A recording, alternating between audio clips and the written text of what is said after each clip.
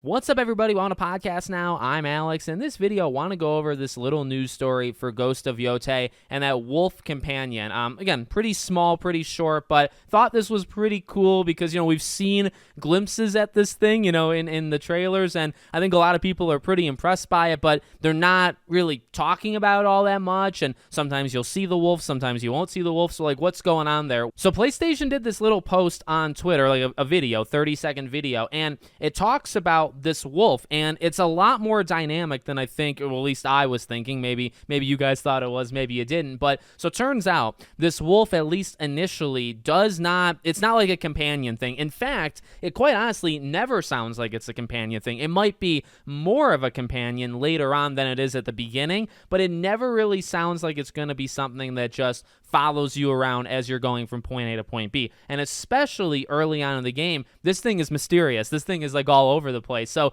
they talk about that, again, at least in the beginning. It can aid you in combat, but they say that it roams freely and there's only a chance that it'll come to help you, right? So in the beginning, it's just wandering and you just pray, you cross your fingers that if you're in a bind, it's going to come and help you out, right? And who knows, maybe 1 out of every 5, 1 out of every 10, who really knows? As you play through the game, doing some of the side stuff, they say discovering wolf dens and rescuing caged wolves, you'll end up deepening the bond with the wolf, and you'll actually gain points for a wolf-related skill tree. So again, even there, it just increases the chances. I don't know if it'll increase the chance to 100%, literally. And you know what? To be honest with you, I don't know if I'd even want that. Every single fight you get in, I'm actually in the background here in between new releases. I'm replaying Ghost of Tsushima, and beautiful game, by the way, amazing game. But you can get into a lot of fights. Actually, you can get into more fights, or you do get into more fights than I thought you did. And so I'm just thinking, again, now literally replaying it almost live in my head, thinking, okay, well, Ghost of Yotei, if you're in these many battles,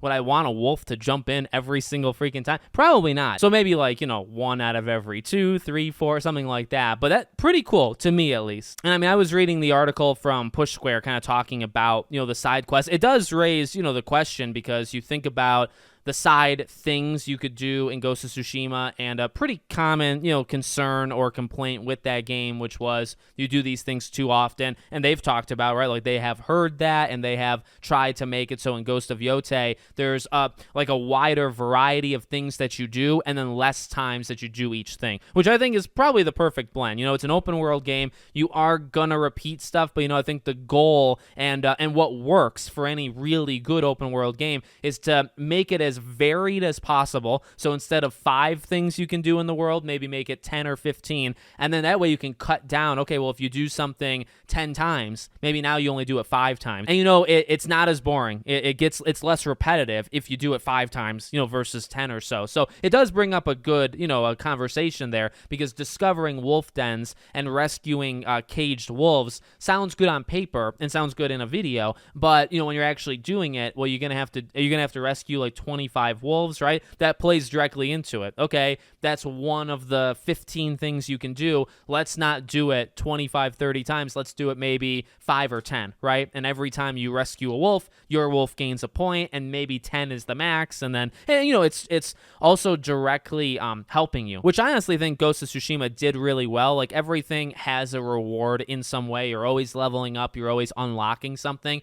So hopefully, that carries over as well. Every time you do one of these things, in this case, right, you're leveling up the wolf, which you might now all of a sudden see a bit more than you used to, or it's more powerful, or it can do this and that. That's kind of live in the moment. Okay, you're seeing a reward for what you're doing. So again, might be small to some, but I know the wolf was something that a lot of people were kind of impressed by, and again, dynamic, pretty cool. I think I specifically thought it would be more on rails, more pre-programmed of how it's going to work. Turns out, at least again, initially, that thing is going to be pretty hard to figure out, right? You might not, maybe I see it an hour or 2 after you guys see it, right? Just because of how it acts, and maybe it comes in to help one of us, but it doesn't come in to help, the other for another 30, 40 minutes.